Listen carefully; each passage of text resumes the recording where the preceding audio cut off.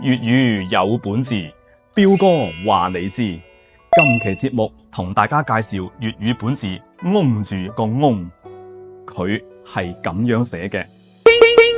佢書面語咧係讀嗡，用拼音輸入法輸入 y o n g 可以揾到。喺唐朝柳宗元所寫嘅《輕舟江運記》裏邊有出現，原句係於是決去翁土，疏渡江圖。意思就係話輕舟即係陝西省嘅略陽縣，喺唐朝中期嘅時候啊，由於咧河流淤塞，搞到水運咧好唔通暢，於是咯，官府就組織百姓去清理堆積喺河道嘅泥土，令水運通暢。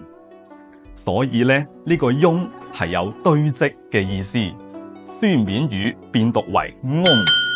而喺我哋粵語裏邊咧，更加多係指填埋咁解。